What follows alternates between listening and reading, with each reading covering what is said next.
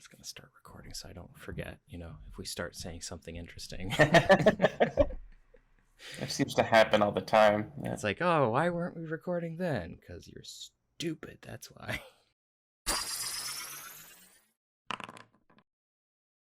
Welcome to another very belated episode of the Drunken Dice Podcast. My name is Alex, also known as Cadbane Hat. This is Peter, also known as Petrus Aquinas. And it's just me and him. No Jim today. So, Peter, what are you drinking on our lovely podcasting night? Well, I was a little short on glasses today, so I went for a beer. Fair enough. And so I went with the Schafferhofer half ice and pomegranate beer. So how's that? I think I've had this on stream before. It's actually really good. Yeah, you did. So it was one of those, like, you saw it at the store and you're looking at it, it's like, that's funky looking. I'm gonna give that a shot because that just sounds weird. And then you're drinking, you're like, this is not bad. Is it like kind of sour, or what do you get from it? No, it's not really sour. It just kind of has that underlying of the half wheat beer. And then it has and then it has like a little bit of a bite because pomegranate is a little sour. So I guess it is a little sour. So yeah, it's kind of a really I quite like it. I don't know how much longer they're going to be making it, but it's one of those, if you can find it, give it a shot. I am drinking some good old Chaucer mead. I've been really on a mead kick here recently, especially since going to the Ren Fair, and that was a big thing that they had there, so I'm enjoying it, and the local Total Wine carries it, and they actually carry some good stuff. Nice. Also good stuff that's not like 20-something a bottle. Yeah. Like, everyone keeps telling me to try Viking's Blood, but I just can't justify dropping 24 on a bottle of that right now. No. I mean, my brother and I don't remember how much the bottles were, but we picked up some stuff from Silverhand Meadery out in Williamsburg, and that stuff was pretty good. We brought that to you guys, so... Yeah, we played Settlers of Catan and I got Red Dragon into that. I got completely destroyed in Settlers, as is usual. I love playing that game, but I always lose. I don't think I've won ever. Yeah, lots of stone. You had a monopoly on stone. But you were playing the wrong game. So many rocks. All the rocks. My last name was very fitting for that game. Yes. But... So today what I wanted to talk about is, because Peter and I, when we run our games, I am currently running the module Curse of Strahd for them, and Peter is running a Star Trek adventure based off a pre-made, was it an audio drama? Yeah. So it's kind of funny, mine is based off of an audio drama, which is in itself based off of a forum RPG. That's a long way of saying he's also running a more modular style game. Yes. And we wanted to talk about how these types of games work compared to doing a full homebrew one. And what are some of the advantages and disadvantages in our experience with these? Because I've heard so many things of people doing modules and things like that, and how many people love running their own thing. So it'd be... kind of fun to talk about that and see where we kind of stand on it. Yeah. And I gave zero prep time for this. I literally dropped it on him as we were getting the audio set up. So this should be fun too. Exactly. So I have no idea what's going on. Well, I mean, that's not true. I just haven't had time to think about it. I mean, and I thought of this while I was eating dinner. So I've had 20 minutes to think about it, maybe. Yep. Oh, well. Yeah. We do a lot of prep. It's great. Yeah, so much prep. It's a lot more prep than we do for our D&D sessions. I do decent amount. I'm being sarcastic. I definitely do way more prep for my sessions. Mine, it all depends, especially so going into that, the prep we have to do for it. I feel like when you homebrew, you either have one of two people. You have the people who write a Tolkien level of lore and prep into their stuff, or you have Jim that is like, we'll see what happens. I'm going to pick a random page in the monster manual and go for it. Yep. So what do you generally do, Peter? So with mine, mine isn't, so mine doesn't have like chapters of like, here's what's going on and here are the bad guys and here's like the page of the monster manual or whatever you need to grab. What I literally have to do, is, well, how I originally prepped for the game, I guess I should start with, because it's kind of probably a little bit different, although some people do this. I do know that some people like pull stories from books or whatever. So what I have to do for this particular campaign is I have to go back and listen to the audio show. I also happen to help with the show. So I have access to the behind the scenes scripts and some of the source material for the show itself. So I have extra benefits of like characters' thought processes and some behind the scenes information of what we were thinking when we were making these aliens or whatever. That's pretty interesting. I didn't know you had that much. Yeah, because I met one of the executive producers when he was on a study abroad semester. Oh, so I bumped into him, and it was like I wear my Star Trek fandom on my sleeve, and if someone's like working on an audio show, they're gonna notice that. And then we just started talking about it, and so we became pretty good friends. We actually continue to watch Star Trek on like Monday nights together over. Oh, so that's who one of your watch party people are. Yeah, so so I know him, and so I got I got all of the scripts because I was just like, hey, I'm thinking about running a campaign based on Starship Excelsior. That's the name of the show. And he was like, oh, that's really cool. It started as an RPG. Here you go. And he threw just all of the scripts at me. So I just had everything. That's fun. So I have like a timeline. I have the scripts. And then I offered to edit the scripts so that they can be thrown up on the website so anybody can read them, which means I take all the behind the scenes notes and all that stuff out. All the stage notes and stuff. Stage directions are really fun, though. They are. They're really helpful for me, but they're not so helpful when you're like, when you just want to like listen and follow along. Yes. But I got all of that stuff, and actually, when I was beginning the campaign, he and I were going back and forth on Messenger, going like if I'm stuck on like, so if this character has this happen, how do you think they might react? Because like he's lived with these characters since 2005. Yeah. The show started in 2007, but the RPG's been going longer. And so it's just like I just need to get inside these characters' heads and try to understand them, especially your villain.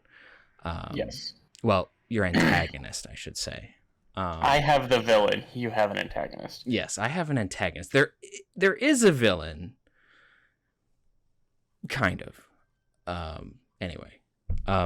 We won't go into too much because we won't go into too much details because we're still doing the campaign, so I can't give too many details.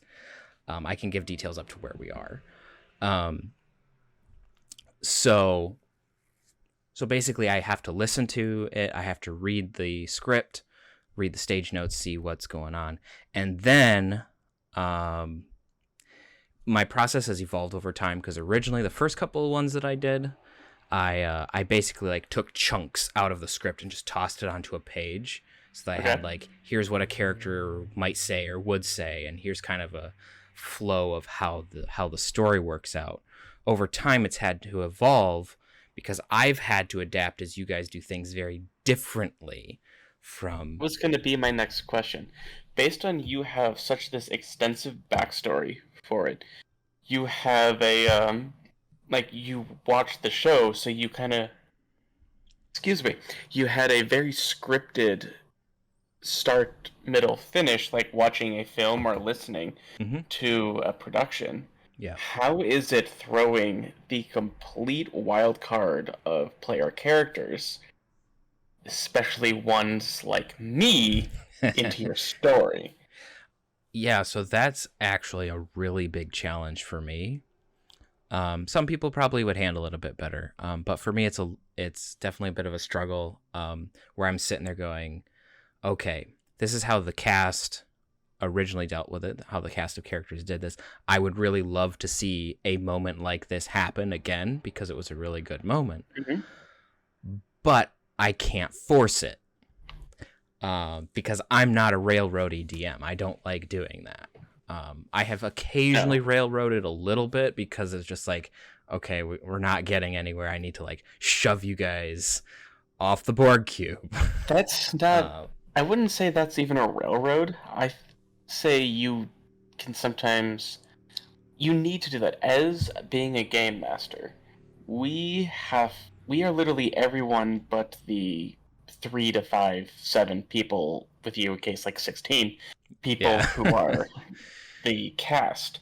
So there's times that what we do has to progress, or at least something. I would say it's railroady if you're like, I'm going to decide to have them get hit at this point in time. I don't care whether they went left, right, center. I'm doing this one thing. I mean, there are moments that I do that, but it's more of like a plot hook thing. Plot hooks are different. So there was a point where you guys left a planet and you were just going somewhere. And it's like, okay, so it's like you're going to the Anbar. Okay. Yeah. Well, we managed to throw off Brahms a little bit. Okay, great. Problem is, based on the story that I'm following, Brahms needs to actually be able to catch you. No. And this is where I think goes into, because I am actively doing everything in my power so he doesn't. Right, which is not a bad idea, honestly. But for the story to work and for you to get certain information which you haven't received yet, it's better for him to be there. And so I was working on trying to make sure that you guys didn't like outrun him too much.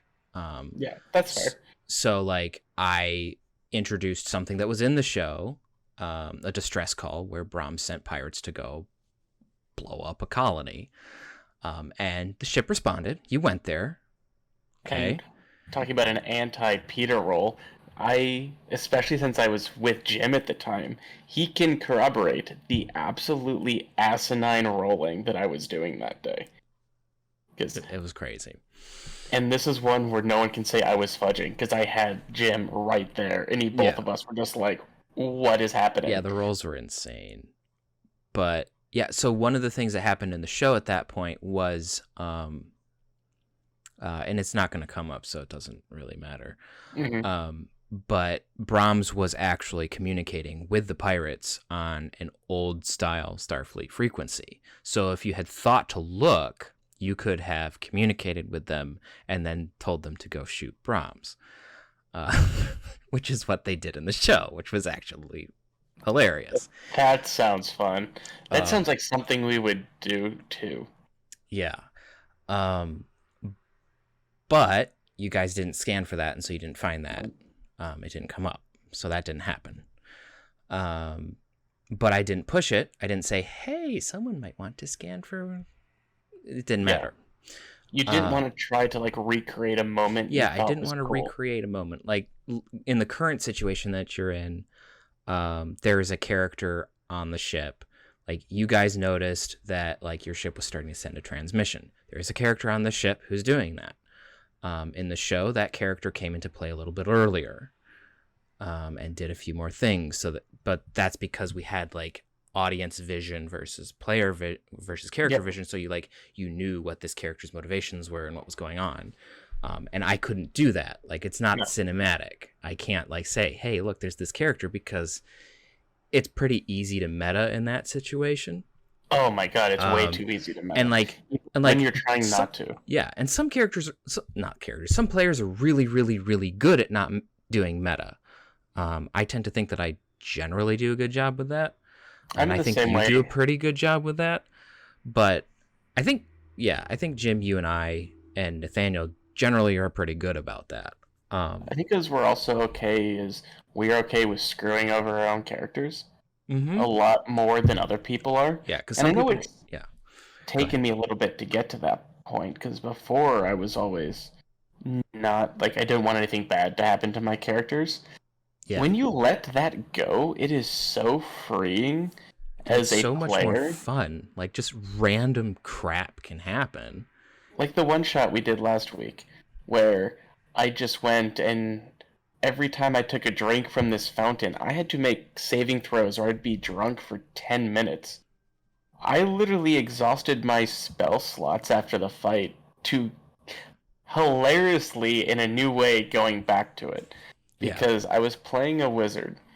So I was able to. I found it, so I was drinking. They tried to get me out. I actively ran back. They carried me out. I Misty stepped back. They bound me to carry me out, and I laughed at them because verbal components only, and I went back. Yep. Another thing for players, my character would do that moment. If it just negatively affects you, you're doing it right.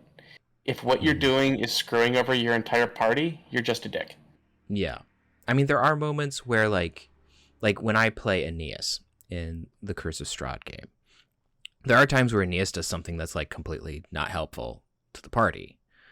But there's backstory and setup to it. But there's backstory and incentive to it, and it doesn't help him either. So it's not like I'm like, oh, I'm doing something beneficial for my character. Like, no, this character has, like, a little bit of trauma that he's dealing with, and he's going to do something stupid. There's a difference of being just a troll trying to be stupid and screwing everyone over than someone having a Star-Lord moment from Infinity War. Yeah. Yeah. Those are two entirely different things, even though the outcome might be the same. One is justifiable, one is not. Yeah. That makes sense. Yeah. Anyway, that was a fun tangent on there. It was a good tangent. Yeah. But yeah, so going back to players who try not to metagame, I think it's something that it's impossible not to 100% not metagame. Mm-hmm.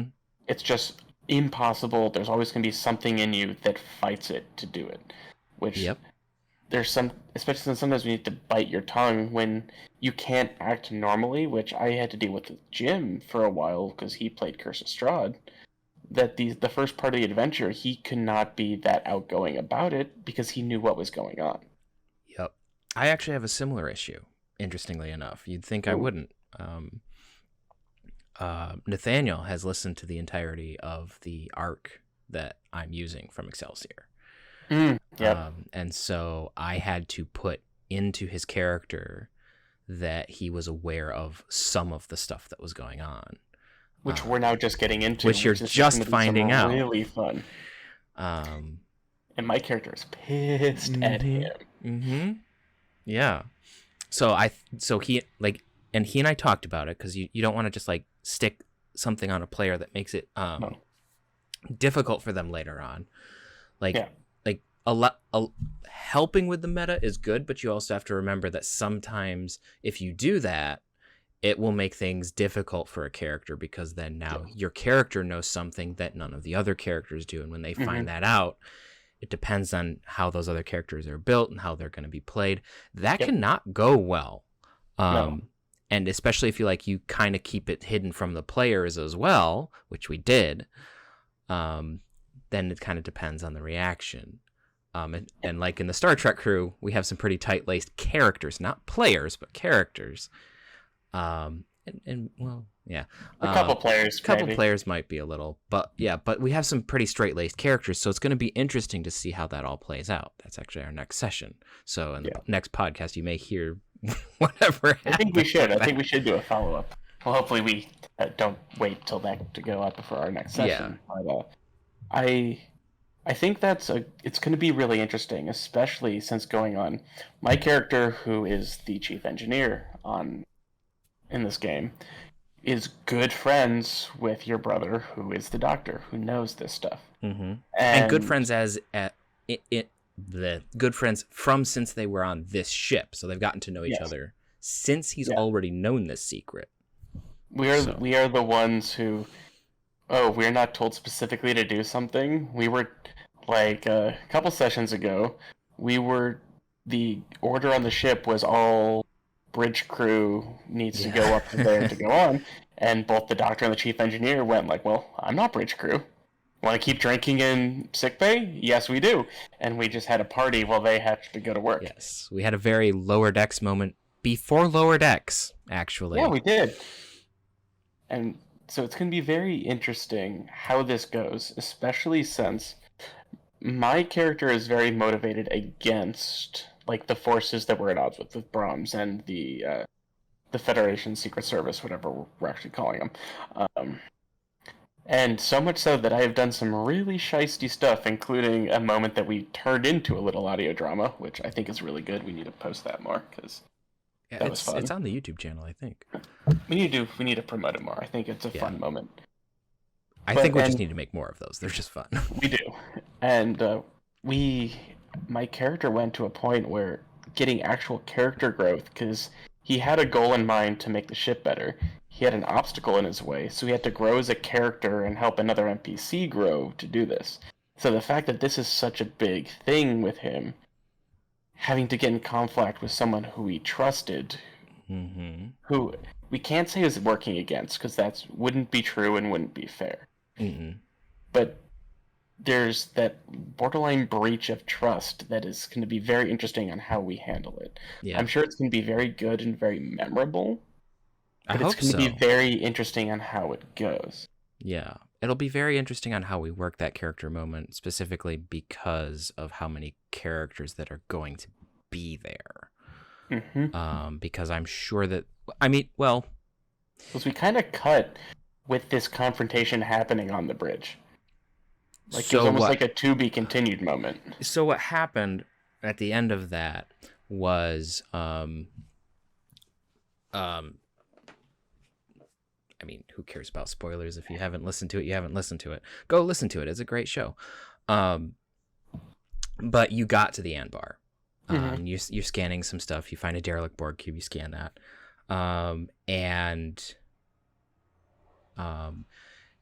Your character managed to pull some information out of the Borg databanks.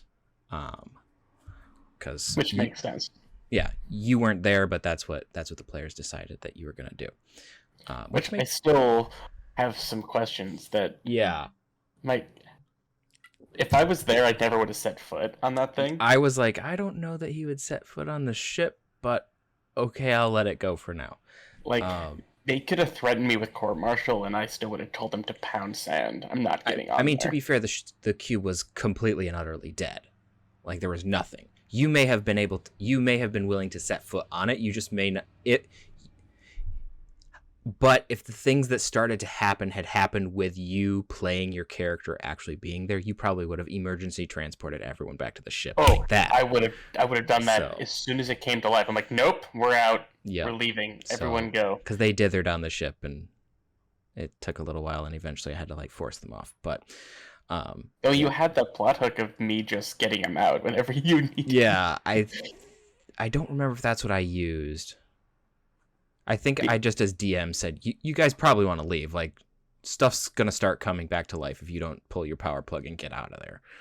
So anyone who might be confused now, my character is a liberated Borg, which is why anything Borg shows up, I am very antsy about. And which I think the other players are playing it really great, that they're almost not taking them seriously. Yeah, I mean, liberated Borg are fairly rare. So... There's three of us that a lot of people know. Two major characters that people would know. Yeah, Locutus, Jean-Luc, Seven of Nine, Annika, and Icheb. Yep. Those are the three canon characters who are in the Federation. I mean, Hugh's around too, but he's not really Starfleet. And especially where we are in the timeline, the Borg are still this new scary thing. Voyager just got back, right? Yeah, they've been back for 3 years, maybe? Yeah, so First Contact, the movie, has happened. Voyager Nemesis has happened. Yeah.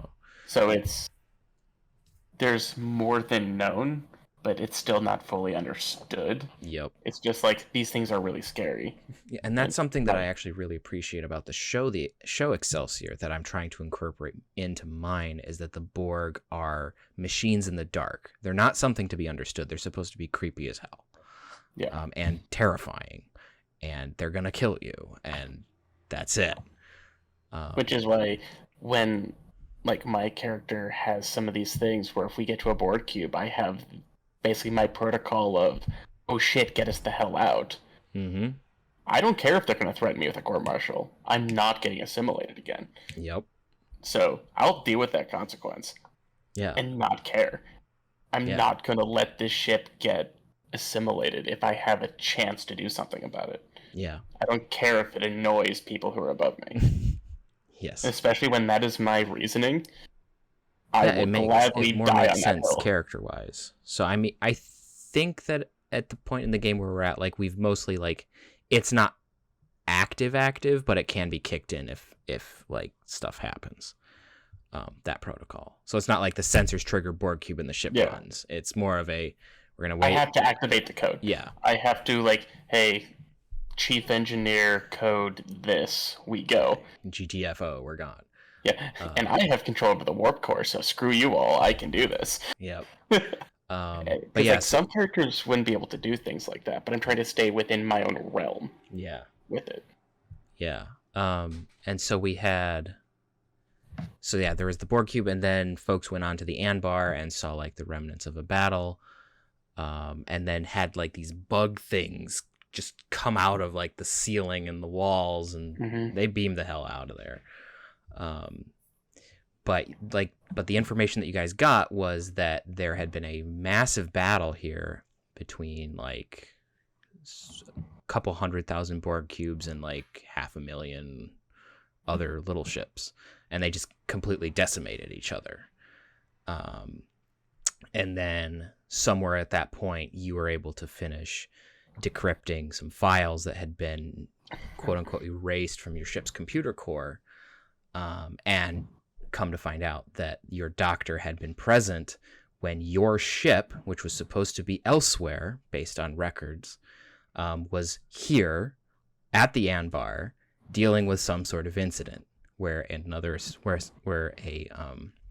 Starfleet captain was killed by his then first officer, which you had in this audio recording, which I actually re-engineered from elements from the show and then stuck the doctor's voice into it.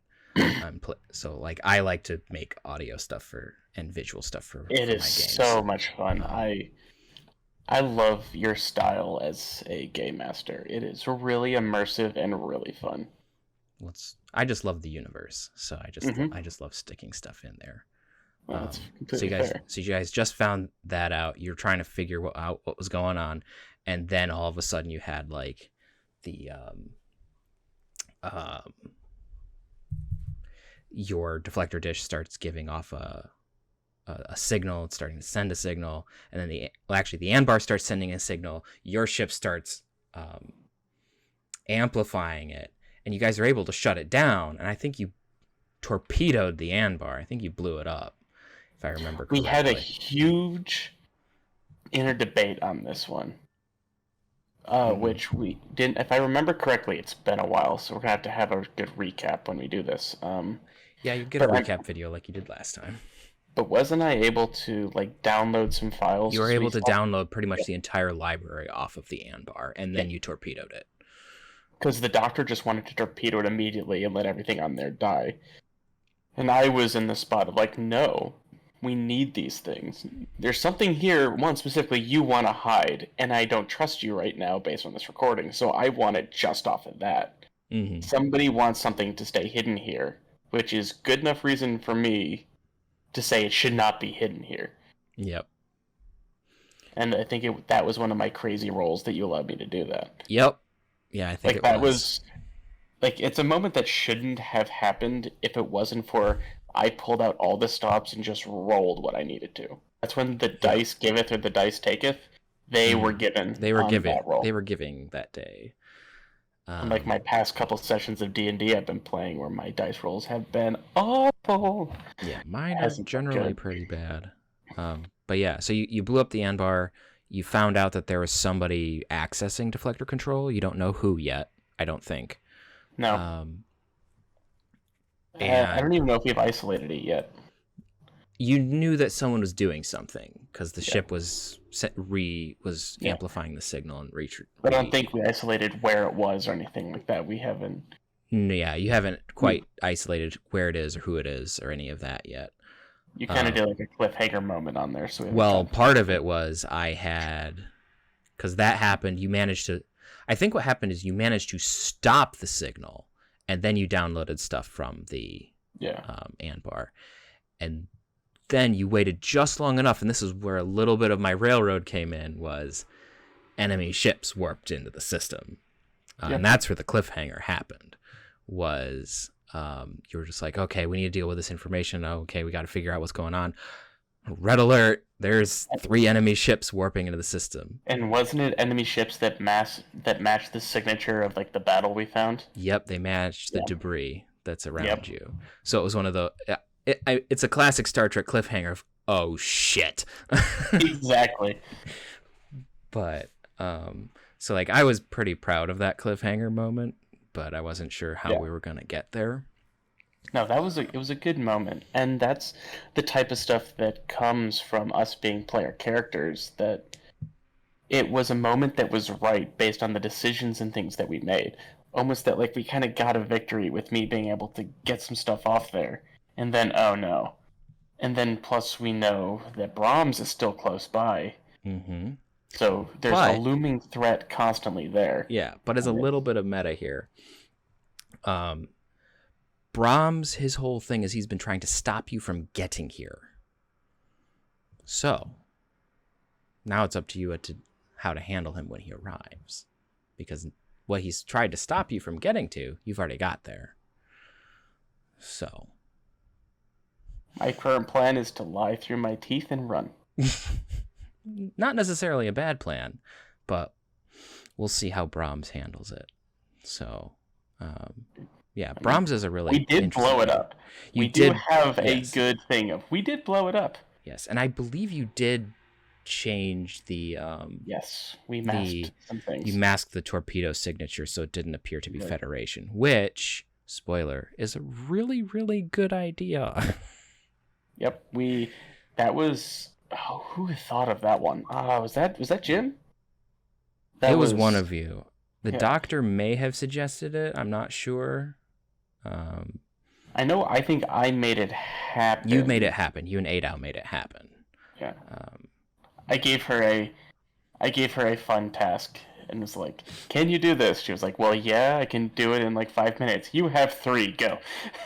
And you saw her scowl, and then she just went and did it. I mean, but that's the character that you worked stuff through. So like, she doesn't hate you. She's just like, no. Yeah, that was a whole moment of she went to actively undermining me to we work well together because I trust her.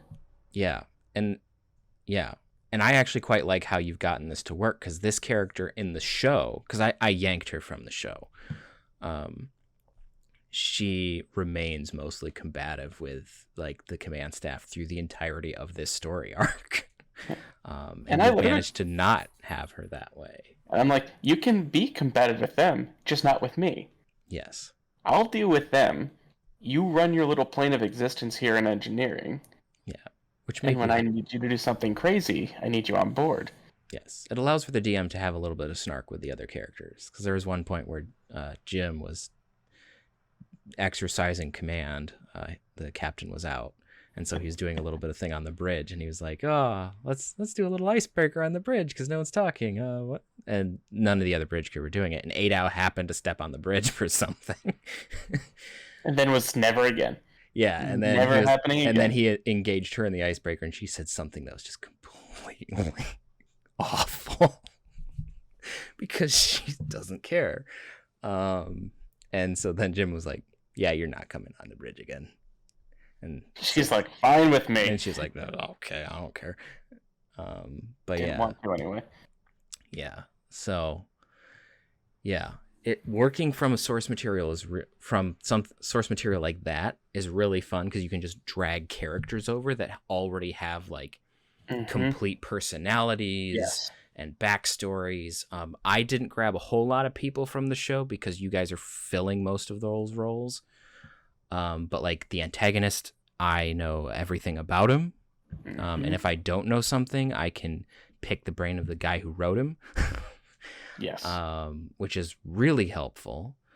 I mean, just imagine if you're doing like a Lord of the Rings RPG and you were able to pick Tolkien's brain. Like, you know, that would be great. Awesome. That it's similar because I'm able to. That is an afternoon I would give almost anything to do. Literally just to sit, have a drink, and talk with Tolkien. Yeah, that would be absolutely somewhere amazing. In a park, and just talk to that man. Yeah, I think that would be amazing. Yeah, that would be absolutely amazing. Yeah. So, but yeah, that's the plus of having like knowing the people who make the source material, and having access to all of it is you can deep dive into like all of the stuff that's like, as we mentioned in one of the previous podcasts, like my style is I have a living universe. Yes. So everything affects everything else. Yes, it means that I have to like sit down and be like, okay, they just did this one thing. Now, how does this affect X, Y, and Z? Like, how does the Admiral react? How does Starfleet react? How does, you know, sticking you in the Delta Quadrant generally keeps you away from lots of other things. So I generally don't have to worry about like the Romulans or the Klingons, although you guys have bumped into them already.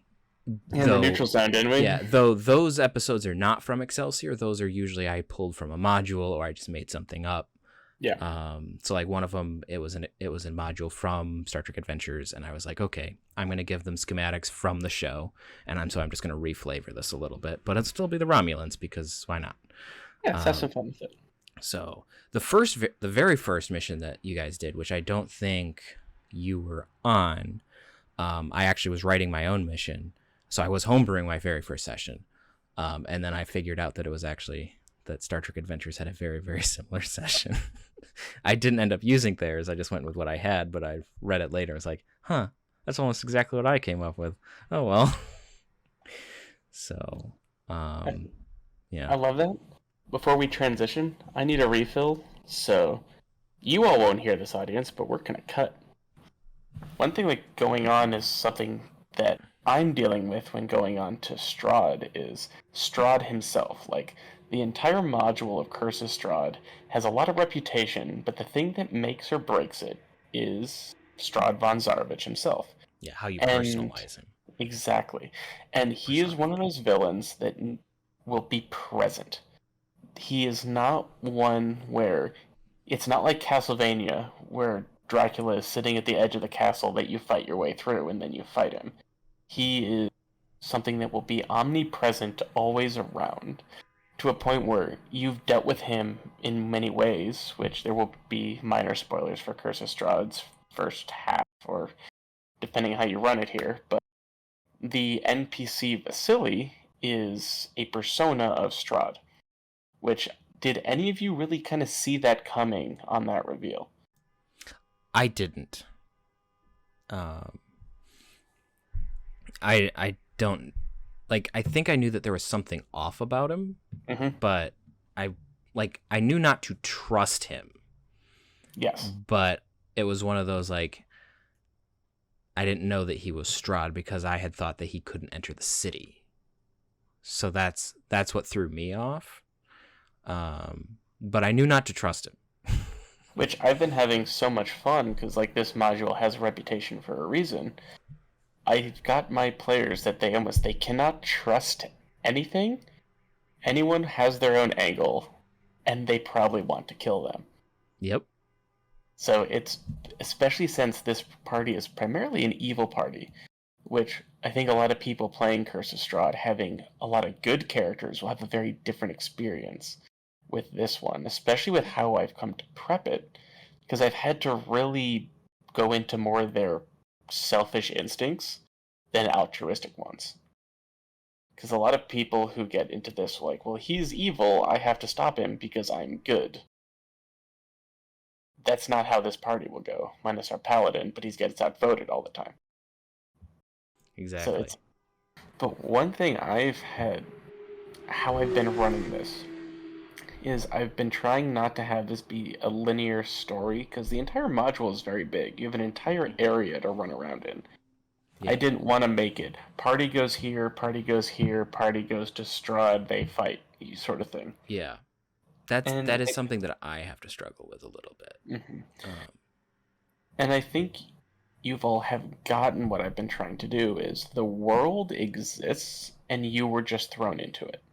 Yep. To a point where I think some of the players are feeling a bit overwhelmed, because they're used to that video game mindset where everything stops until you do it. Yeah, no, it's very clear that it doesn't. And I've made it very painfully aware that I've put you in a world where things happen. You have to choose what goes on. Yep, you can do one thing or the other. Or, well, you get like a smattering of like 5 things. You can do 3 of them. 2 of them aren't going to get done. Like, when you get to Loki, and a lot of things are happening, and a lot of characters and things pop up, and I made you choose what you're going to do. And I didn't basically give you an ultimatum, like, you have to do this, but not this. I just kind of let you all naturally experience what was going on. Yeah. And then suddenly reminded you that the passage of time happens. Yep. I told you something was going to happen in 2 days, and you decided to take a 2-day trek somewhere. And then we came back, and that thing had started. Exactly. And I know you always have to read your table when you're doing things like this, because I don't want to be someone who wants to ruin people's fun. But I, as a DM in this case, I wanted everyone to be sure that this is not going to be one where you are the main characters, but things are going to happen. Yeah. This is going to feel a bit more out of your control, and I wanted to have that really big open communication on there that this would also be hard. Yep. And you were very clear about that from the get-go, which was, I think we all went into it with open eyes. Because I wanted you all to feel that way. I wanted you all to feel like, at least especially the early level, because I wanted you all to like really grow into your power. At the beginning, I wanted you all to feel over your head. Yeah. And because you were in a spot where you were not in control at all. Like this world is Strahd's. He controls everything. And I really wanted to try to get that across that way. And I was having to talk with Marion because her character is she's a changeling, she's a charisma base, she's a sorcerer, she likes to do a lot of like the talking, manipulative sort of stuff. Mm-hmm. And we were talking and she was feeling a bit like underwhelmed because she wasn't able to use stuff. And I'm like, yeah, the only people you've tried to do this on is Strahd and his court. Which is not going to work. And I don't care who you are, I'm not letting you do this. Like, you can't pull a fast one over on him. Right. Like, you tried to disguise yourself, like, change forms into somebody for him, and he was just like, no. I know exactly what you can do. Jim tried to mimic a voice and throw him off, and he knew about it, which I still think really freaked out Jim in that moment. Yeah. Yeah, I mean, there's a reason why. I'm not just, and I'm saying this in front of all the listeners and everything else, all 6 of you. There is an actual reason why this happens. I don't just give him omniscience for no reason. There are reasons that he can do it.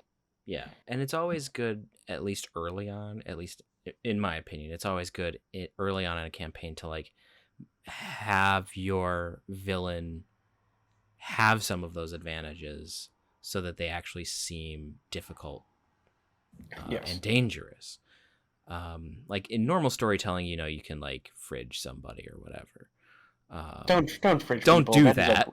But fridging is probably the worst trope to exist. Tropes are fun. Yes. Fridging is bullshit. Yeah. Every once in a while, it works when it's not super tropey because it's an old storytelling method. But if you're using it just to use it, no. It depends on the universe you've built. Sometimes it works, sometimes it doesn't. But a lot of times you stick it in there and it's not great. So what I mean is like you have like a red shirt that like you put.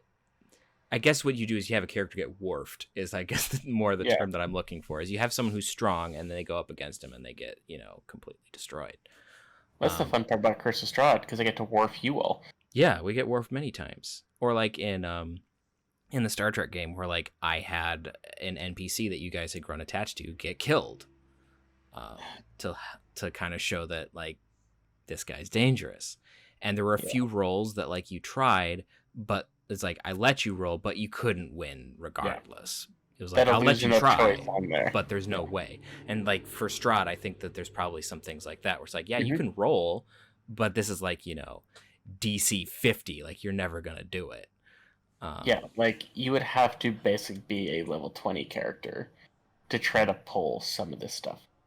And especially anyone who says when we get on to like you learn a bit more about like the Mad Mage and things, that people are very powerful in this, and it's a huge issue. And one thing that I've been finding in like my prep and doing all this, there is so much stuff in the module, and finding a way to make it work that doesn't sound like I'm just reading out of it and basically doing a color by numbers. You go here to do this, and I gotta read this thing. I'm kind of in that up because I'm in a dungeon crawl, but dungeon crawls are always different. There's too many rooms and everything. I have to just go, this is what's going on in here. Yeah. But when you're going to story beats and like you're in the city and you're like, all right, our base is the tavern here and you have different things, where other people would come in and they'd go, okay, we're going to go talk to the Baron. Or some people are going to go, oh, we're going to go get in with the Lady Watcher. There's so many things that you can do in there that you decided to go, oh, we're going to do this, and you decided to anyway. Like, like the bones. I was actually surprised you did what you did with the bones, with you all being evil. That was one that you were thinking, oh, we'll kind of get to it when we get to it. I'm very surprised you all jumped head first in on that one. I think for that one, it was we had already put the investment into saving what's-her-face. Oh, Irina, and it was like, well, if the bones aren't here, then, that whole thing was useless. And I don't know if some of it was just like the players going, well, that's stupid, we're not going to make that useless. And some of it is also like the characters being like, I mean, if she gets taken, she gets taken. But at the same time, because none of our characters are like we're not playing characters that are like, the mustache twirling like murder hobos or whatever.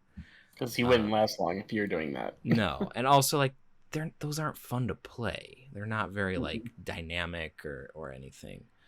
I mean, if you're gonna play a Palpatine, but you have to add some more stuff to it for it to work in a role playing game. They function well in linear stories, but I think also part of it was to do it. Yeah, but I think our characters were also just like, well, screw that. And if Strahd wants to get in this town, well, we're here right now. We don't want that. Piss off, Ghost. I think that was also part of it. So I mean, and that's what I was like trying to go into, like your personal motivations of fuck off, Ghost, and playing to that. And all right, I can put all their egos online. Your thirst for revenge and all of their egos. I can have some fun with this. Yeah, because Aeneas doesn't really have an ego to speak of, but he just really wants to get the guy who killed him. Like, really wants to get him. To a point where you do some things, I'm like, you really want to do that? Okay. You throwing dirt at one of the chief lieutenants. Good luck. Yep. And I've been having fun with, because there's some good subreddits because every D&D module is a little janky. Some are better than others, but some are really janky. And the one that I kind of follow, the Redditor, has this huge kind of rework of a lot of stuff. A lot of it is really good. Some of it I'm like, I kind of like what's in the module, or I had this idea for this. Or there's a couple things like, ooh, I like that idea, but I'm going to make it something like this.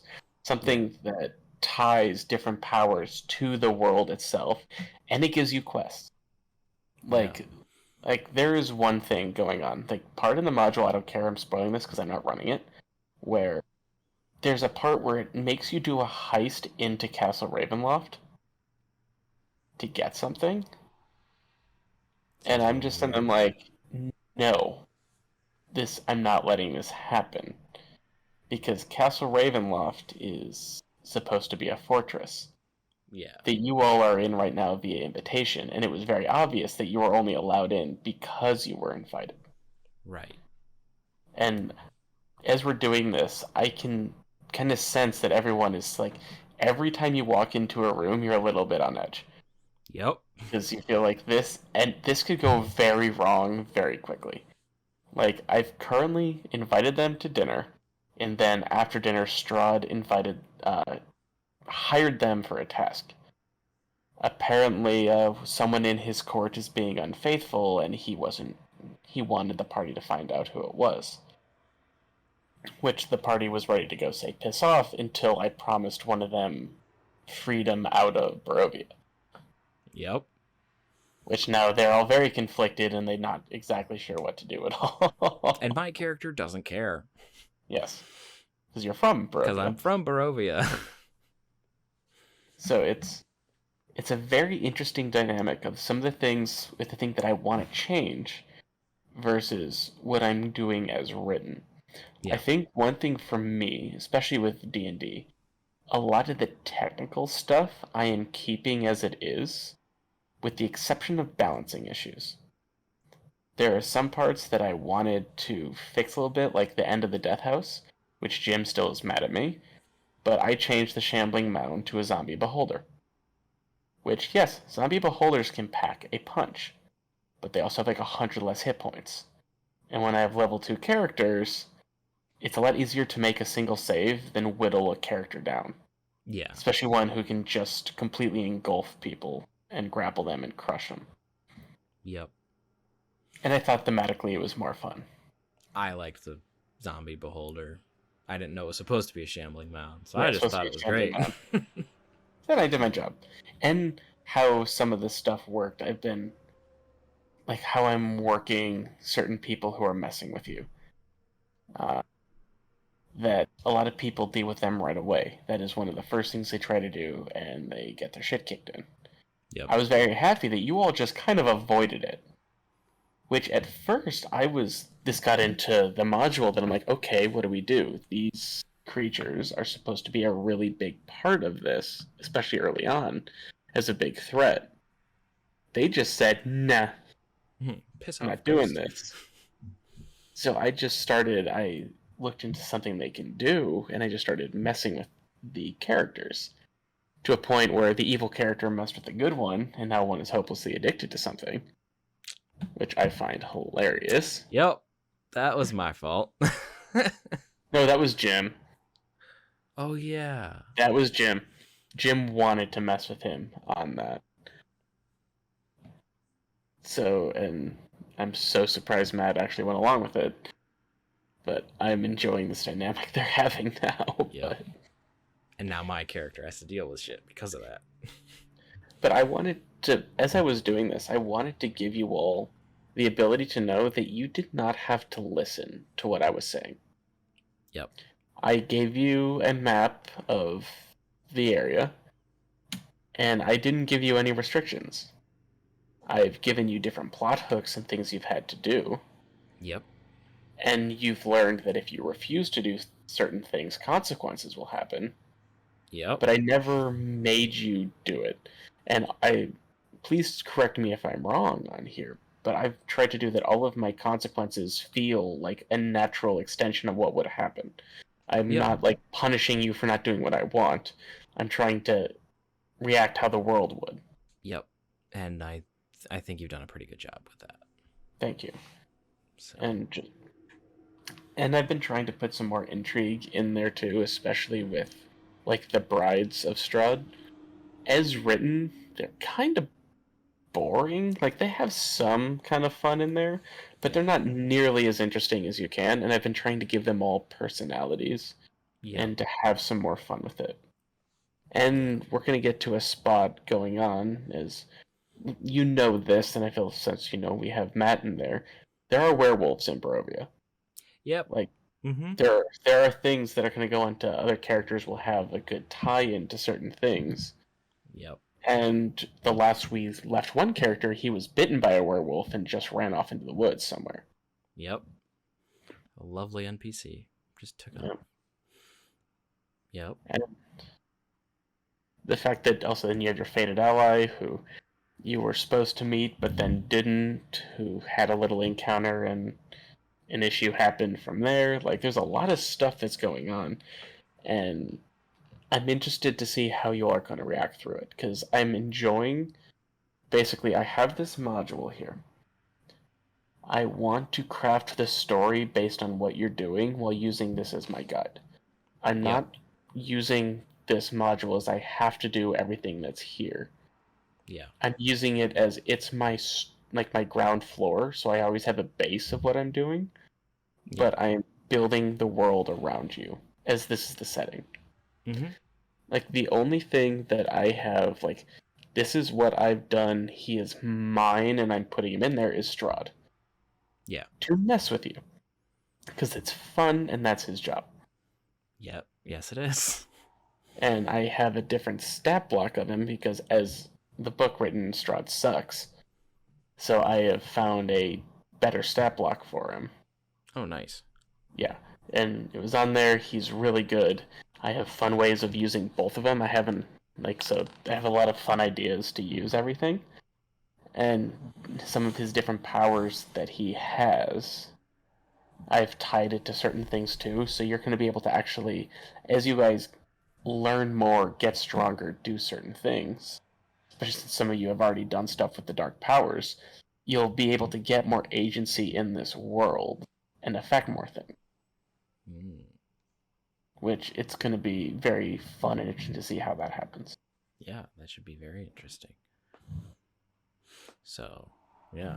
And I have made a point of not looking up anything about Strahd or the module. And I appreciate that, because I like your genuine reactions. I've been having fun. Yeah. And I've listened to some music that people have made based on the module, but that's not the same thing. Like, one of the big plot threads of this is trying to protect Irina from Strahd, because that's his big target of his affections. And I had Irina be kidnapped a lot earlier on than a lot of people. Just because I felt the moment was right. I thought it was a great moment of kind of yanking the rug under you, because you guys had a good fight, you fought things, you protected people. We thought we you got the bones back. Yeah, we thought oh yeah, we got him. He's not able to get her. Yoink. Well, shit. And it was another way of making you all question what is real in this world and what is not. Yep. Because one thing about Barovia, at least how I'm doing it, there is what is actually there and what people believe is actually happening. Yes. And I think there's a lot of misconceptions about a lot of things, and I'm playing into tropes with it. Like, one that I've really messed with you all is the vampiric invitations. How vampires can only enter somewhere if they have been invited. Oh, yeah. Yep. And sometimes that seems to be a thing. And sometimes it doesn't. So. That you know of. Yeah. Or is there something you're missing? Or is there something that's missing? Or is there a piece of the puzzle that's not there? Or is Strahd just messing with you? There is so many different things that I can put in there. And I think some people are figuring out in there, I know you have at some point, that I think Strahd is just fucking with us because he's bored and wants to fuck with us. Yep. Very much so. So I love doing things like that, because then all logic can go out the window as long as I can find a way that it's entertaining. Yeah, and I enjoy having NPCs messing with player characters. Like one character in Star Trek that I like to bring in to mess with you guys periodically is Q. I've only done it once, maybe twice. Mm-hmm. And I just enjoy doing stuff like that because it's entertaining. Yes. Or like when I was doing the Star Wars one, I brought in Hondo, just for shits. It's as the DM, you don't really you're playing everybody, but you also want to have like a moment to like, if you can, give grief to your players in a way that's fun for them and for you. Like what I do with my B1s in our Star Wars game. Yeah, the B1s just They're do mine. dumb stuff and like mess And you with all people. and you all build HK-47 for some reason. Yep, because I didn't know what was going on. So. And I'm just sitting here, I'm like, okay, you're building one of my favorite Star Wars characters who I have a poster up on my stairwell. You're just gonna give me this character to play with? Oh no. Okay. Because I love Star Wars, and I like my name's Cad Bane's hat on the internet. Of course I do. But in any Star Wars RPG, I am always a droid. It's just, I don't know why it became a thing, but it is. I have so much fun with it. Always a chiss, pretty much. Yep. That's just the thing. I'll pick other characters too, but usually that's what I default. Yeah, you'll pick an Umbara, and you're really yeah, I picked a Pantoran on the next one. Well, yeah, I was Pantoran really hoping to mess with you with that one. That's why I picked the Pantoran. But the reveal didn't quite play out the way I was hoping. So. But yeah, I like following these modules. I'd be really interested to find one that I kind of want to run verbatim on there without throwing different things. It would have to be a much smaller one. Yeah, I mean, I ran a little one-shot where I basically did it verbatim. Mm-hmm. The one that we played last Friday, I think. Thursday, Friday, somewhere in there. I ran a D&D one-shot just for shits. Because I really wanted to play, and I made Peter DM. Yep, it was just he texted me. He's like, "Hey, you want to DM?" I was like, "I've never DM'd 5e before, but okay." And I found a module. I'm like, "Good, you have to learn." So I found a module and I did it. I did that basically verbatim, and so that was fun because I didn't have to find stat blocks. So, because in Star Trek, because I'm dealing with things that don't technically exist in the main canon, aside from the Borg cubes, I have to find stat blocks for them. Which I'm looking forward because when I take over our normal Friday games, how the shift in tone is going to happen, and I have control over the world, and I don't have to do too much because I've already blocked out what a lot of the main things are. So I'm going to have to do a lot of other fun monsters and intrigue and other fun like that. Yeah. But the overarching thing is going to be undead and beholders. Not beholders, I mean undead and mind flayers. So there's going to be a very fun through line that when in doubt, I can just make an easy encounter that fits it. Yeah. Well, then also throwing other things in there and how all these characters and everything are interacting with this world. Yeah.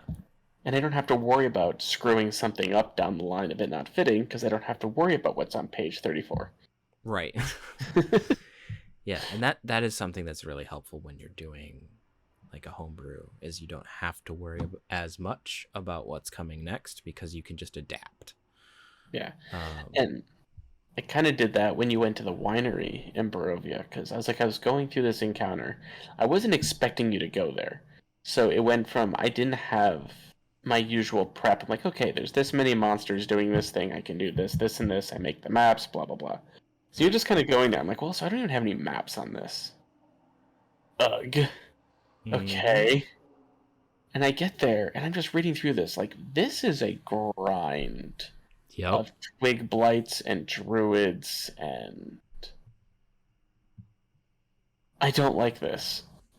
And then I saw this thing like, oh, there are people in there. They're going to be attracted to noise. So if the fight breaks out, they're not just going to sit by like video game characters stuck in their one room. They're going to come investigate what's going on. So I ended up bringing a lot more things outside and made it one big encounter instead of like a grind. Yeah. Because I felt like just fighting twig blights and tree blights for an hour and a half would have gotten really repetitive and boring. Yeah, probably. And I probably would have downed you all in the most unfun way possible, to a point where I'm like, yeah, this encounter technically is very dangerous, but it's not fun. No. This isn't like you all having a hard encounter like when you were fighting the wolves and the werewolf, when you find out the werewolf is resistant to a lot of your attacks, or you're fighting the zombie beholder where you have to dodge rays going around, Yeah. or you're caught in these corridors fighting. Oh God, what were we even fighting? Uh, They were low-level undead Ghast. things. They're Ghast, ghouls, ghouls and ghast. Ghouls and ghast. You you had to fight them, and it was like, oh, we're trapped. What's going on in here? Only one of us can really get in here at a time. Oh no, our undead fell in a pit trap. Yep. But there was like dynamics, fun things going on that it was just as dangerous. But just wave upon wave of these things summoning little tree fae monsters. As I was just midway through the encounter, I'm like, I'm really bored with this. I don't like running. I have like 30 things on this battlefield. They're all the same. They're all boring. Yeah. This guy has a magic item, and I'm taking me out. Because the head druid had this staff that if it broke, all blights in the area just disintegrate. So I just decided to blast the party with its AoE attack and then take everyone out. Yeah. So I'm just like, I'm so bored with this. I don't want this to continue. And it's a completely viable method. Like, sometimes you just have to end an encounter because it's getting boring for the players. So I think I did that on one of the missions in Star Trek where there was a ground battle. And you guys did just enough where it's like, okay, rolling and rolling and rolling. It's like, we got the transporter fixed. Okay, cool. You can beam everybody up. And so, yeah, let's get out of here. I'm done. Yeah.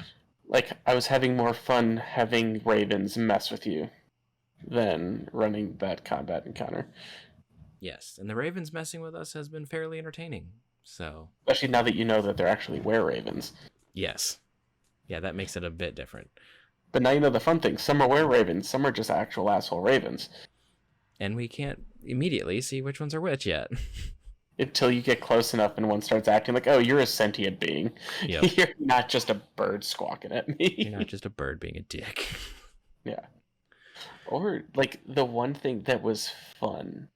when you all were first trying to find the bones and you fought the druid that tried to get out and escape, and you guys were very overwhelmed with vampire thralls. Yep. Like, you all were really overwhelmed in there, and you all found I had that one thing on there with that little slit of beam of light, and you all had great ideas to do it. Yep. But then, like, okay, I see what they're trying to do. Let's see what they're going on. And then you all just left. Well, part of it was, like, I was getting my butt handed to me. Well, that was getting all out of escaping from the room is when I'm like, okay, cool. They're doing something really good. But none of them like, let's bar the door. Let's make sure all these things die. They're just like, no, we're leaving. Yeah. Have fun with those. I think I suggested that we bar the door, but it just ended up not happening. Yeah, but then I heard the suggestion, then no one did it. I'm like, okay. Like, someone was like, I locked the door. Cool. Yeah, I think it didn't happen. I didn't do it because I was like the first one out the door and down the stairs. Because I was like at like 5 hit points or something. Like, yeah, I was not doing well. Also, the one time the paladin didn't smite anything when you needed the paladin to smite things. Yeah. Like, the coolest thing he did was when he grabbed one and just held it in the sunlight and he grappled it. I'm like, okay, that's actually really cool. Just like, you're gonna sit here and burn, motherfucker. Like, yeah, no, that worked. That was cool. But... and it would have been good if it wasn't 7 other ones in the room that he had to deal with. Yeah, which was a problem because the undead warlock was not doing so hot against those things. No, yeah, not at all. But like, how much more fun that was! It was a dynamic encounter.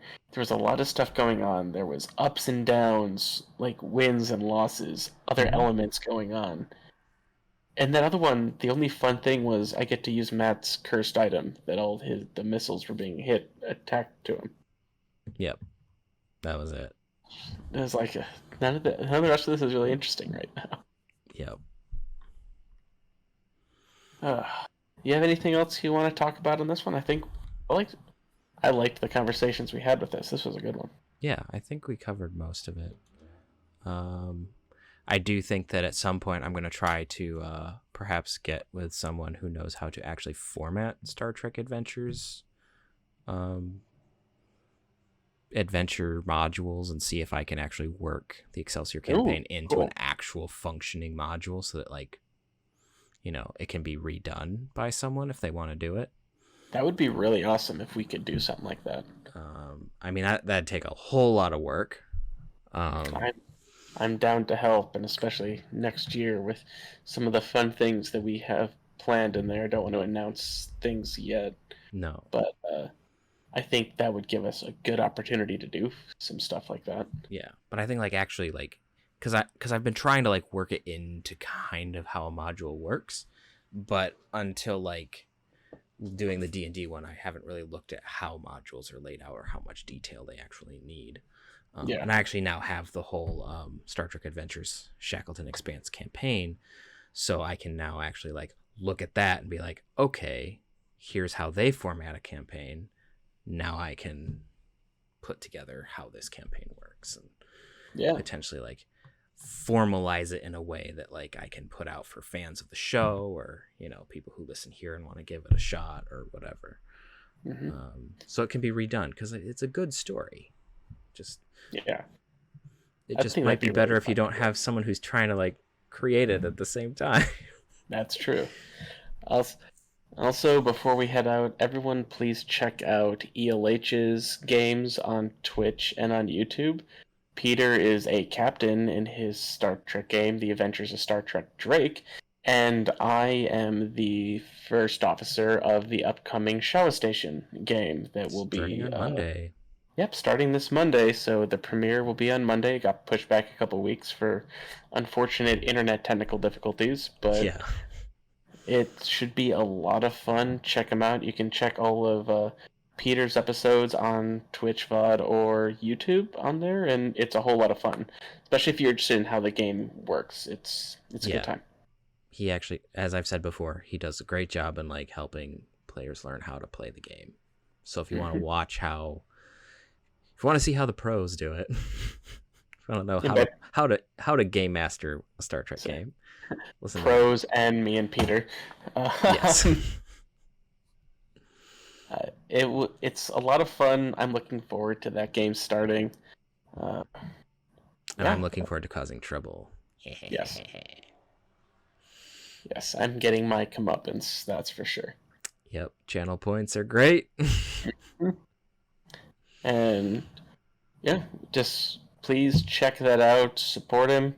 And we had a nice good drink here. Thanks for hanging out with us, and we'll see y'all later. See ya.